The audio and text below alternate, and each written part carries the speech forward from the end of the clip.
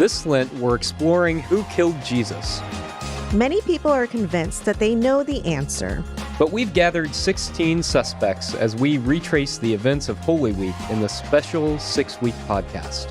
With your help, we'll discover who really killed Jesus. This podcast is a production of progressivechristianity.org and University Christian Church, San Diego. I'm Caleb Lines. And I'm Marshela Salgado. This is Who Killed Jesus? A True Crime Podcast, Episode 2, Holy Monday. Welcome to the Who Killed Jesus True Crime Podcast, Episode 2, Holy Monday, where we are walking through the events of Holy Week, trying to decide who exactly killed Jesus. So last week we talked about Palm Sunday, and we walked through the events of that day as we saw on one side of town Pontius Pilate coming in with this great display of Roman force, and on the other side of town we saw Jesus coming in with his crew of peasants waving their palm branches in an anti-imperial planned demonstration. I think one thing that's important to note about Palm Sunday is that it's very much about empire and Jesus' anti-imperialism. And it's also something that didn't just happen one time, but happens all the time, that every day is Palm Sunday, that each day we get to make a choice about whether we join the parades of power and imperialism, the Roman parade, or whether we join the Jesus March, the parade of anti-imperialism, of peace through justice. So I think without this understanding, we can't really properly understand why Holy Week began the way that it began. So that's what we talked a little bit about last time. And Marshela, we also developed a list of suspects. Yes. Well, we asked the internet. Yes, as one does. Well, we asked people on social media who they thought some of the suspects might be, and we did get quite a good list. We'll touch on them really quickly, but if you want to hear more, you can go back to episode 1 where we delve into it a little bit more. But we have, first of all, the Roman Empire. We have Pilate, the Sanhedrin, Jews, Sadducees, Pharisees, original sin, God, one of my favorites, Republican Party, and you threw in also just U.S. politics in general. Right. My personal sin, not just Marshela, but your personal sin as well. Mine? What? I know. So our personal sin, okay. My other favorite, Courtney Love. Courtney did it. Judas, greed, disciples, Caiaphas, and the Roman Empire. So those were the suspects that were thrown out initially. I hear you might have a few new ones that people added. Oh, that's true. Yes. After last week, some folks added some other suspects. And so we kind of started to narrow it down last week a little bit. We talked about the Roman Empire. Roman Empire and, well, Pilate. Pilate, of course. Emerged as a suspect. And then the one that really that hit me was Caiaphas, not somebody that I had really, I don't go around thinking about Caiaphas every day. Why not? But I know, very obscure person in the Bible. But Caiaphas emerged also. So those were, I think, the top 3. We talked about the Roman Empire, the Roman Emperor Tiberius a little bit too, but I think you're right that those are the top 3. And someone suggested, okay, but what about Herod Antipas? So Herod Antipas was the Roman tetrarch, or the tetrarch of the Jewish people, and he was controlling a portion of the land where Jesus was, including Galilee. And so this was not Herod, who we find in the birth narratives. That's Herod the Great. It's his son. And after Herod the Great stopped ruling, Herod Antipas got a portion of that kingdom. And he wasn't really King Herod. He was a tetrarch, but he did have some power. And at least one of the Gospels, the Gospel of Luke, talks about a possible role in Jesus's death. And certainly Herod Antipas is responsible for the beheading of John the Baptist, because John the Baptist criticized his marriage. Yeah. Whoever threw that out knows their Bible facts. That's I right. just have to say. That's right. So that was a great one. I like that. We should probably add Herod Antipas to our murder board. He is listed in one of the Gospels as participating in Jesus's crucifixion. Okay. And two other responses I got were no one killed Jesus. No one killed Jesus. What? I guess I don't get it. Because he died. And so the thought was no one killed Jesus because he's still alive, because his presence, his spirit is still with us. I like that. Okay. I like You that. like that? I mean, I mean, it depends on which way you look at it, but that is very creative. Right. And not historical, but a theological statement. Mm-hmm. And so another one was human frailty killed Jesus. Okay. That it was because humans didn't have the wherewithal to stand up on behalf of Jesus. They were complicit in it, so human frailty. So those were two other responses, two other suspects we got in addition to Herod Antipas. So we've got a good list of suspects, Marshela. That's a lot, especially when a lot of people will just name one and they'll say it as if they're very convinced of that they possess the whole truth about it all. Yeah. So I'm curious, do you have any favorite suspects of any of the ones we've talked about so far? Well, Courtney Love. Courtney Love. Courtney Love will always be my favorite. Yes. Yeah. But and how do you think she did it? And how? Yeah, I don't know. Was it the cross? Was she working behind the scenes? How did she do it? She did it with a note, and I don't know. No. I do like the Courtney. I mean, that's just to keep my own conspiracy theories going strong. No, but really, the Roman Empire. I mean, because that's what I fall back on. But with 16 suspects, I think there's. I don't know. It's hard to choose from. There's a few that have popped up that I hadn't really thought about. I hadn't considered. But I think the Roman Empire is one. Mm-hmm. And I'm curious to know more. I think Caiaphas stirred up some ideas in my brain about just the Jewish hierarchy, like who, the Jewish leaders and their collusion and they're working with Rome. Like, what is that? Or is that really how it worked? Or I don't know. So it just left me with questions, but I'm curious. So I think the Roman Empire and Caiaphas. How about you? The Roman Empire and Caiaphas. One thing that I think I'm leaning towards multiple suspects. Like, it's like an Agatha Christie novel, where you think there's one person who's going to be responsible. And as it turns out, it's a whole bunch of them secretly colluding together. Mm-hmm. And one thing that, as we are reading Borg and Crossan's book the last week, that I am reminded of is that there were a whole lot of forces working against Jesus. And it's not real surprising that he ended up on that cross. Yeah. So I think I'm leaning towards more suspects than I thought about when I entered. And so I think that's one of the things that's really good about reading these stories over and over again. Yeah. And reading historians and scholars, theologians talking about this is that no matter how much we think we know about it, that there's always more to learn. Yeah. And we're 2,000 years removed from this. And people probably didn't know all the details even then. Right. Exactly. Yeah. And so coming back all these years later, I think there's a lot to learn. Yeah. So we've talked about Palm Sunday and some of the suspects that have arisen so far, but we're moving throughout the week. And one of the things we're doing in this podcast is retracing Jesus's last week day by day. And so we're moving on to Monday because in the Gospel of Mark sets the week out one day at a time, and he tells us what happens each day of the week. And so Monday is the temple cleansing, as it's often called, or the temple tantrum. The temple tantrum. You like that? That image, the meme of Jesus just, throwing the table and it flying and, just words flying out of his mouth in anger. The whips. Yes. And the whips. Yeah. Yes, Indiana Jones, Jesus.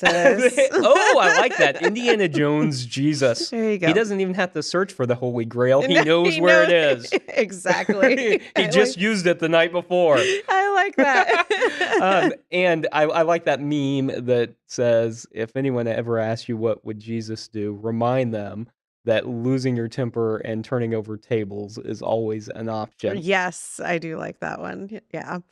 The temple tantrum. Yeah. But I mean, what did you grow up thinking happened there? Or like what were you told? What were your Well, first of all, I don't think I ever thought much about it being during Holy Week. Okay. It was just because we didn't ever talk about it. Mhm. We talked about Palm Sunday, and as we talked about last week, we might hop into church for a Maundy Thursday Mhm. and then come back for Easter or something like that. But we didn't celebrate Monday in any way, and in the same way that most churches don't. And so I think I just thought that this was a part of one of the things that he did. I don't Mhm. think I realized the linear progression of Jesus's ministry Mhm. in which he was headed to Jerusalem. Because if you read through the synoptic gospels, Mark, Matthew, Luke, then Jesus is only in Jerusalem one time, and it's Mhm. this time. Right. Other than, if you read in the Gospel of Luke when he was a kid and he went into the temple for the Right. dedication stuff, but that's only in one gospel. In the Gospel of John, he goes to Jerusalem 3 times, and so Mhm. it's a little different. But I don't think I really realized that it was a part of what was going on in Holy Week. So I didn't Yeah. realize it was a part of the conversation at all, and I'm like, "Oh, they just made Jesus really mad." Jesus really Right. lost at that time. Right. Right. You make a good point. I hadn't thought about that. Even in reading it, I was Mhm. like, last week I joked, I'm like, did anything even happen on Monday? Because Yeah. we go from Sunday to maybe Thursday, but you go from Palm Sunday to Easter Mhm. Sunday and everything's good. You make a really good point. I never thought about it within the context of Holy Week, that it was something that Oh, yeah. happened during Holy Week. And just right now when you're talking, it kind of set a little light off in my head that's like, oh, that makes the event almost even more important. Mhm. And now having had read the chapter, like it really shifts, again, like or not shifts, but re-emphasizes this point that there was purpose in that week in Jerusalem. Mm. And then you made another point that I never really thought about is we don't talk. I mean, we don't. Growing up, I thought that Jesus spent a lot of time in Jerusalem. It's like Mhm. that's his hangout spot, Right, yeah. right? Like It's like we going to the mall. Yeah, exactly. It's Go to the like, "Where are temple. you going Yeah. today?" Or we're "Jerusalem, dating the ourselves, temple, people hanging the out at the mall, the mall, mall." I know. you know? Exactly. My kid would be like, "Where?" Let's go to the mall. Oh, no. But, I mean, again, like, this adds to the Mhm. significance of the week, Yeah. of the location of Jerusalem in general, and now that you're saying that Jesus, didn't hang out there all the time, just the events of the week seem that much more important, and this event at the temple has always been important in my brain, but Yeah. in the context of Holy Week makes it, I think, elevates it a little bit more. I also think I thought that whenever Jesus went and overturned the money changer table, that, like, everyone thought, "Okay, well, you shouldn't be taking money in church, in a religious Mhm, institution," right? mhm. That they were exploiting people or something, trying to take their Right. money, and I don't that's not really what it was at all, as we'll talk about in a few minutes, and I also pictured, I think, just, like, a couple of tables in, like, a church lobby. Mhm. That's Right, like that was my yes. experience of religious institutions, right? And Yeah. so I grew up in this rural church, and we had a little lobby as you were entering, and there was, like, a table there, Mhm. and so that was my mental image, was somebody just sitting out there at Yeah. a table and Jesus just turning it over, which also wasn't really very accurate. Yeah, yeah. But I think those are the images that we were told and kind of Mhm. given. I mean, I'm sure I feel like there was a sermon or something in there, or at least storytelling Yeah. about what happened in the temple. And so that was the kind of the narrative I was given. Like people were selling things there and Jesus didn't like that they were taking Mm. advantage of people or selling, or Yeah. even that they were selling little animals for sacrifice. He Right. didn't like that, so Because he was the because sacrifice. yes, That's because he was the the sermon ultimate we get. Yeah. exactly. So that really, I think, I mean, I knew this and I studied this at one point, but Yeah. again, like it's easy to fall back on ideas that I grew up with Yeah. sometimes more than what I've learned is historically accurate Yeah. or even prophetically accurate, Yeah. like this combination of, prophecy and history and just like Jesus knew what he was doing. I didn't get that story though. I got a very different like just what was happening. The narrative doesn't fit with what I'm learning here, but Yeah. I think that's important, Marshella, is, we call that embedded theology, the mhm. theology that we learn when we're young. And sometimes, no matter how hard we work to get rid of that, Mhm. it can stay with us for a long time, Oh, and it's hard to dismantle. yeah. So there's a lot to talk about when we're thinking about Holy Monday and Jesus going into the temple. So let's take just a quick break and get into more of the details.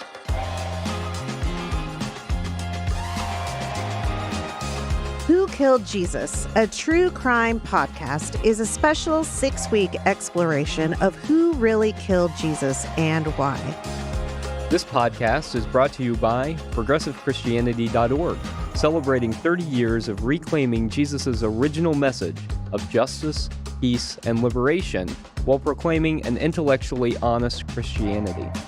And University Christian Church, San Diego, an authentic, inclusive, and progressive congregation in the heart of San Diego's Hillcrest neighborhood that declares God's love for all people. Welcome back to Who Killed Jesus, a True Crime podcast, where we're exploring who might have really killed Jesus, and we're talking about the temple incident on Holy Monday. So it's often described as a temple tantrum, but Borg and like that. Crossan say that it should probably more likely be described as an indictment of the temple because of what is happening in the Yes, temple. Do you like that phrase, I the temple do. indictment? Yes, and it because it changes. Again, it just changes the story. It changes Uh, um the intention of the mhm. moment. It wasn't just Jesus walking in and I'm angry that you're doing, all those things that Losing are it made. without any prepreparation, he just sees it and he loses Yes. his temper. Yeah. Yeah. But early on in the chapter, when they talk about Palm Sunday, and Mhm. then maybe it's later in the chapter. I don't remember at what point. I think it was maybe later in the no, whenever. They talk about this being, like these two events can be seen as one big event. So Mhm. Palm Sunday and what happens in the temple, or it can be seen as two different events, but with the same intent, the Mhm. same purpose. So it really does change it for me. But I do have to say, Caleb, Yeah. this was a lot to take in. It This was a whole lot. chapter was There was a lot here. it was I had to read it and listen to it twice to Yeah. try to take it all in. So Yeah. you're gonna have to walk me through some of this because there was a lot of that I needed clarification on. It's complicated, right? And Borg and Crossan point that out. They say, in fact, that Mark's narrative was so confusing that Matthew changed it. Mhm. Because Matthew, when Matthew came along using Mark, Matthew and Luke both used Mark as their main source for their gospel, that Matthew didn't put the temple indictment on Oh. Monday, but put it on Sunday instead. Mhm. So I think one thing that's important to realize is exactly what you just said, that Palm Sunday was a planned anti-imperial political demonstration. And the temple indictment was Mhm. not just Jesus going in and losing his temper because he was mad in the moment, but it was also a planned protest, but this time against the temple leaders. And I Mhm. think that's something that's really important for us to realize is that Jesus really took issue both with the imperialism of Rome Mhm. and with the way that religion was practiced by the Right. authorities. And I think that's important to say because if you read through, say, the Gospel of John, especially when we get to this point in the story, we find a lot of generalizations. Mhm. And that's because of the context in which John was written. And we'll get more into that later. But John loses the differentiation between different groups Okay. and puts all the Jews together. And that's why the Gospel of John can be interpreted in anti-Semitic ways, Right. because he loses the differentiation Uh-huh. between the different groups. Mm. So I like the thought of the temple being a planned protest against the religious establishment. What do you think Mhm. of that idea? I really like it. I like how they touch on that in Mhm. the book, especially. Because again, looking at the list of suspects, Yeah. it's thrown out there, and this is where we get a lot of the anti-Semitism, also like the Christian anti-Semitism, is the Jews. The Mhm. Jews were the ones that crucified Jesus, paying no attention to any structures of leadership that they might have had, and also kind of ignoring just the social structures and hierarchy. And like a lot of the Jewish community weren't rich, like they were the Yeah. peasants that hung out and followed Jesus, people Right. who were oppressed and marginalized. um but that doesn't mean that they had, like they followed rules because they were told to follow rules, right? But Yep. who was making up these rules, who was making sure that they didn't revolt and that they were always falling in line with the Roman Empire, Mm. Mhm. the Jewish leaders. So Yeah. they explain some of that in the book, and I Yes. I like that a lot because again, that changes things. In It's not the Jews as one big group, but then we're Right. looking at Jesus took issue not with his faith and not with Yeah. his tradition, but with how people were abusing it, and those people being the leaders, the Jewish leaders. That's a really important distinction, especially when we remember that Jesus was Jewish. Right. From the day he was born till the day he died, he was Jewish. He never thought that he was starting a new religion. And Mhm. likely his followers didn't think that either because they were also Jewish, the ones who followed him the closest. So, one of the points that goes along with what you were speaking about is that there was this rigid notion of purity in the Mhm. ancient world. And Borg and Crossan don't talk about it a lot in the last week, but I think it's really important, and they talk about it in other writings, and that's that there was this rigid system of purity. Mhm. And if you came into contact with certain groups of people, you yourself became ritually impure. And it meant that you could not practice your religion. You couldn't go into the temple. And so if you came into contact with people who had skin diseases, the Bible Mhm. calls it leprosy, but it's not Hansen's disease in the way that we think about it today. It was just any number of skin conditions. Came into contact with a woman who was menstruating. Right. If you came into contact with people who were poor, they were considered ritually Mm. unclean. And so that made you unclean. And Mm. if you didn't make sure that you were trying to make yourself pure again, you would become chronically impure. Oh, So, wow. so you had to go through this very elaborate ritual. There were these ritual baths called mikvahs that Mhm. you would go in and bathe in and become physically and spiritually pure. Sound a lot like baptism, right? Right. Except, so that's one of the things that John the Baptist was talking about. Right. And so you would go through this mikvah, and then you could go and you could practice your religion.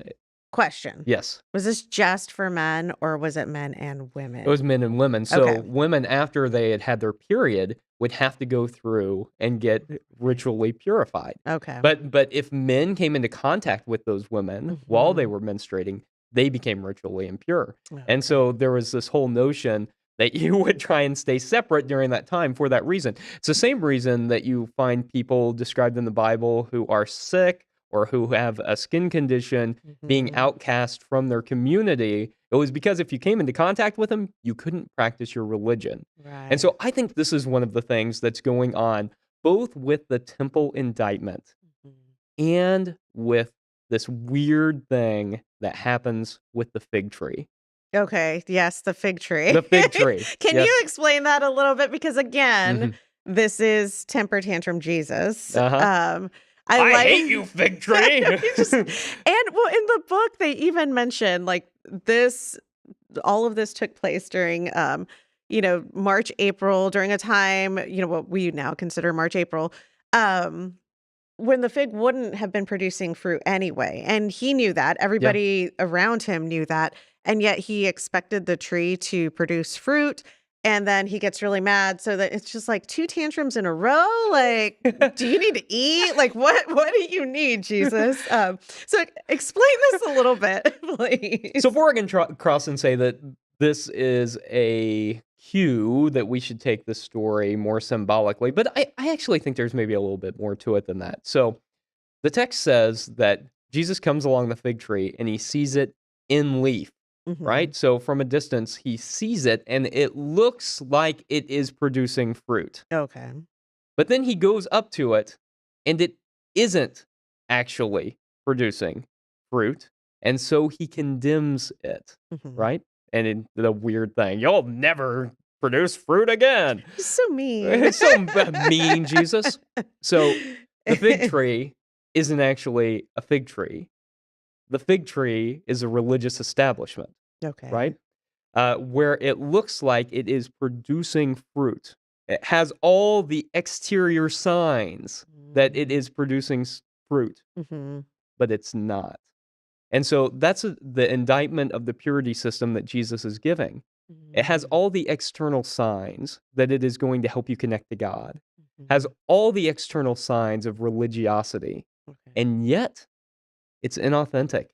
And yet it doesn't actually help people to connect with God. And so he talks over and over again about like the people who just stand up praying, who make a big show of their faith and yet don't actually have their faith. That's the indictment of the purity system that he's giving. And I don't know, Marshela, I bet if we put our minds to it, we might be able to draw some parallels between that and maybe the U.S. politics version of events today and on our murder board? Yeah, I think so. I think it sounds vaguely familiar. Churches claiming a lot of stuff, but producing fruit, but not really producing fruit, and false religiosity. Yeah. I think so. I think that would be. I mean, again, well, first of all, I'm a little bit surprised. I'm like, are you saying this is simply symbolism? Are you saying this maybe didn't happen? It's a story that Mark wrote, because again, growing up, I was led to believe, once again, I need to clarify, not by my family, but by the church I went to, that all of these stories, like this is what happened. These are these aren't stories. These are like actual like historical documents of Jesus's life. But in reading the book and in talking to you and just, like obviously in my studies, but especially going back to the book, it's like these are symbols, these are stories. Yes, and I would maybe draw a distinction here. I would say that all the stuff about the fig tree is symbolism. I think that there very likely was a temple demonstration. I don't think that it was likely to the degree that we often think about, but I think that there was at least a minor disturbance at the temple, some kind of a protest. It might have gone mostly unnoticed in the same way that the Palm Sunday parade went mostly unnoticed, because it was taking place in this place called the courtyard, the court of Gentiles. And it was this 24-acre outer court. So even if Jesus had all of his disciples involved, there wasn't really a way to shut that down. Right. I did like that very much. And Borg and Crossan do mention like the Vietnam War, when some of the protesters would go in and, throw blood on draft papers or draft letters or but those symbolic acts, and people, as we're engaging in activism, a big question that sometimes I received like in my 20s when I was a lot more active too was like, what's the point of that? Why, like, you're not going to stop anything from happening. And the point is it's symbolic. Like we know that this isn't but maybe we'll get somebody's attention. And we're making a statement. We're making a statement against, the systems of power.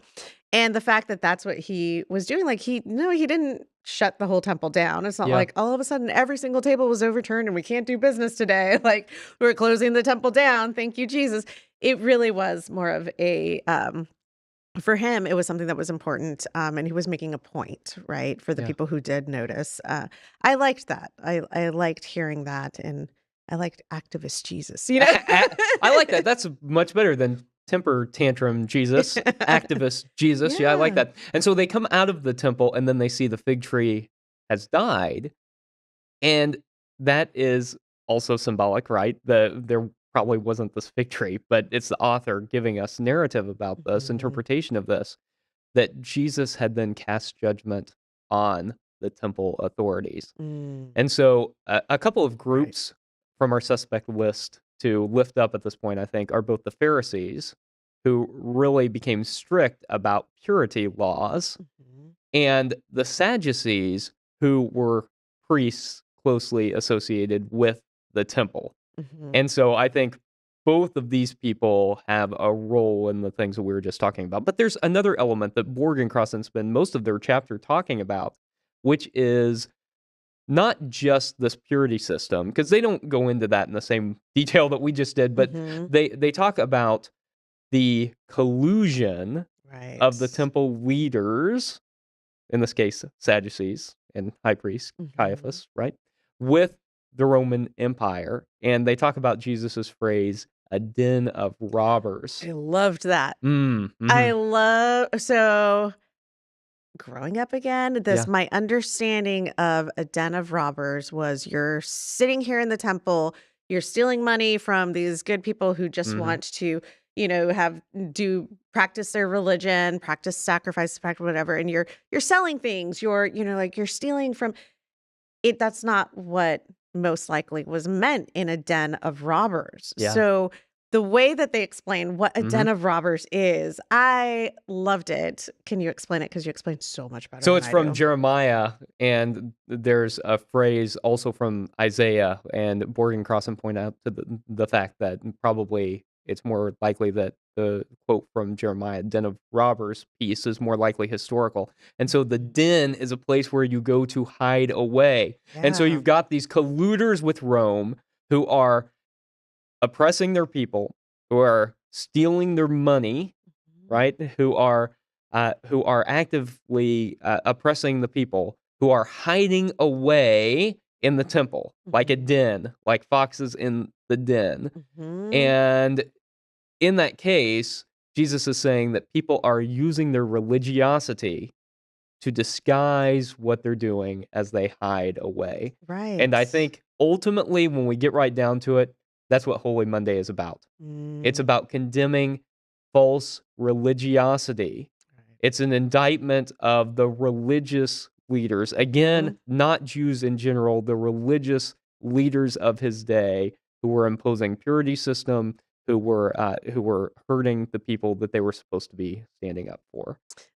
So again, Sadducees, Pharisees, but this reminds me again of US politics Mhm. and what's happening in a lot of churches where out on the outside, that's where the stealing, the hurting, the all this stuff that they're doing, and then you come to church on Sunday Yeah. and the den of robbers is filled and, we're just patting each other on the back Yeah. and doing, like that's your place of hiding. That's your place of just trying to pretend that you're not doing what you're doing. Mm. Um, I don't know, it really hit. It really I hit think that you're right. it hit. Yeah. The religious right in particular, right? That Mhm. they're gonna control women's bodies, that they're not going to welcome the stranger, that they're going to condemn, people who are at the border or people who are crossing the border because they have no choice, that they're going to condemn LGBTQIA+ people, that they are Mhm. not going to care for those who are the most in need, even though these are commands that are given over and over again in the Bible, that we're supposed to love our neighbor, that we're supposed to take care of the vulnerable, and yet they hide behind this religiosity. They Right. come to church where they can sing nice hymns with nice people and Yeah. only do that on Sunday morning and then lead the rest of their lives as if Yeah. they're not Jesus followers, Yeah. because they're not. Yeah. And Yep. so I think that Holy Monday is all about condemning exactly that. Wow, that was powerful. That is powerful, especially looking at it as day by day during Holy Week, but to know that once again, Jesus did it with intention. There was intention behind his act in the temple, and it's a very powerful statement. It's a very powerful statement, and it's so much more powerful than just thinking like, "Yeah, Jesus got angry. I can get angry too when things aren't right or when people are doing wrong." It was far more than that. Jesus, I mean, was calling his followers and himself to stand up to Yes. systems of oppression, which that right there, that purity system not only sounds oppressive, but Yeah. it's, to stand before somebody and God Mhm. with all these things that were most likely very difficult for peasants to live up to. Yeah. Like, how do you, as somebody who's sick, you're not allowed to be with other people. I mean, like all these standards are just really rough. So there is intention to it, and I like it There because is an intention it's to it. It was powerful. planned. They were both planned, and I think that's important for understanding the events of Holy Week. Hmm. So we've gone through Holy Monday today, and I think learned a lot and gotten some great suspects. Next week, we'll go through both Tuesday and Wednesday, the most forgotten about days, Marshella, and Nothing Holy Week. happened. You can't convince me that anything happened. We'll find out if that's really true or not next time on Who Killed Jesus, a true crime podcast.